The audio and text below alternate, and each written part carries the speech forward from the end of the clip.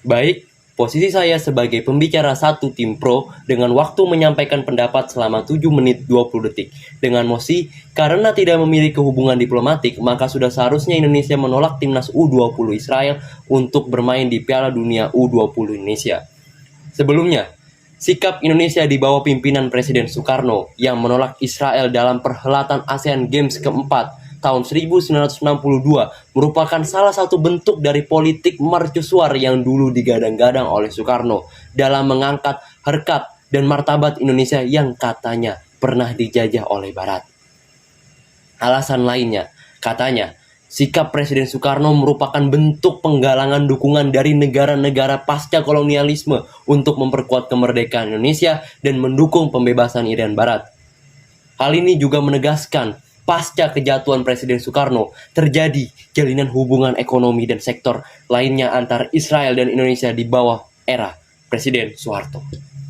Pengamat hubungan internasional dari Universitas Pajajaran, yakni Teguh Reza Syah, mengatakan bahwa Piala Dunia U20 seharusnya menjadi panggung bagi Indonesia untuk membawa pesan damai dan persaudaraan antara masyarakat dunia yang Israel tidak pernah mendapatkannya.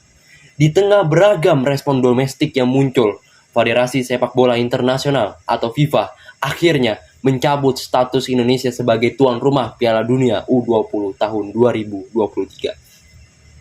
Saat dikonfirmasi apakah keputusan FIFA terkait dengan penolakan atas tim Israel, Ketua Persatuan Sepak Bola Seluruh Indonesia atau PSSI yang juga menjabat sebagai Menteri Badan Usaha Milik Negara, yakni Bapak Erick Thohir, tidak menjawab secara tegas dan mengedepankan pada transformasi di bidang keamanan dan keselamatan para pemain peserta Piala Dunia U20.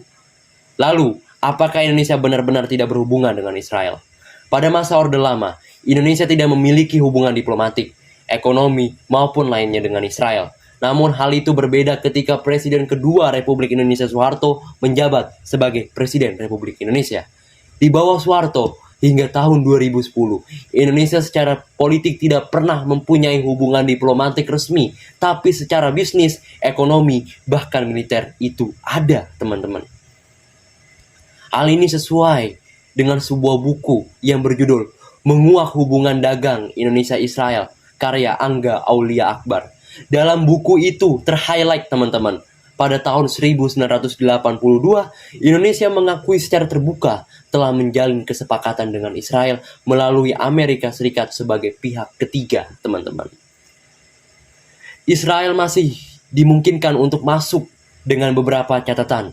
Untuk Piala Dunia U20, Israel masuk di bawah kerangka FIFA dan keolahragaannya.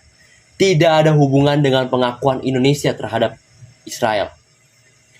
Dia pun juga menyayangkan gagalnya Indonesia menjadi tuan rumah Piala Dunia U20. Apalagi jika itu disebabkan oleh sikap beberapa aktor-aktor politik yang menolak timnas Israel.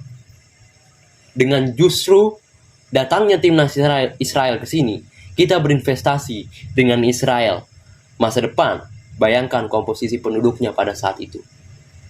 Sebenarnya, kepada mereka kita bisa membawa pesan damai, persaudaraan antara masyarakat dunia yang Israel tidak pernah mendapatkan.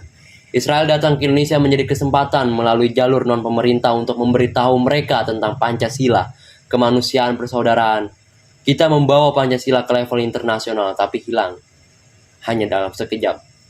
Dalam konferensi pers yang dilakukan oleh Presiden Republik Indonesia, ia mengatakan bahwa dalam urusan Piala Dunia U20, kita sudah sependapat dengan Duta Besar Palestina untuk Indonesia bahwa FIFA mempunyai aturan yang harus dipenuhi anggotanya.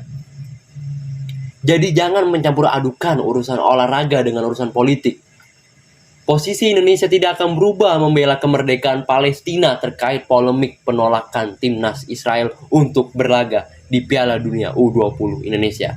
Prinsip negara kita Indonesia yang selalu konsisten, yang selalu teguh dalam memperjuangkan kemerdekaan bangsa Palestina dan mendukung penyelesaian two-state solution, kata Presiden Republik Indonesia Joko Widodo.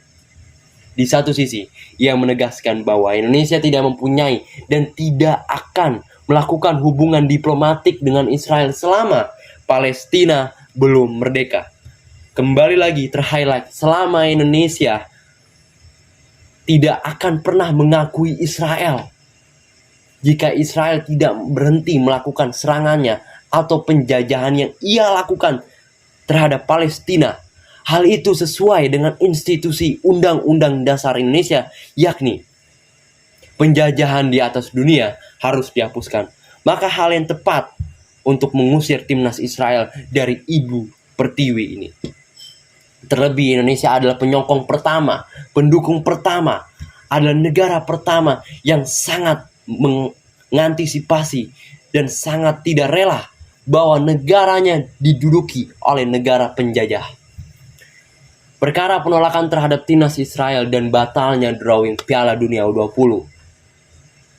Menurutnya, Presiden Soekarno lewat Forum Perserikatan Bangsa-Bangsa atau PBB serta Konferensi Asia Afrika atau KA bahkan hingga mengadakan pesta olahraga untuk negara-negara berkembang atau Ganevo sebagai bentuk perlawanan atas imperialisme.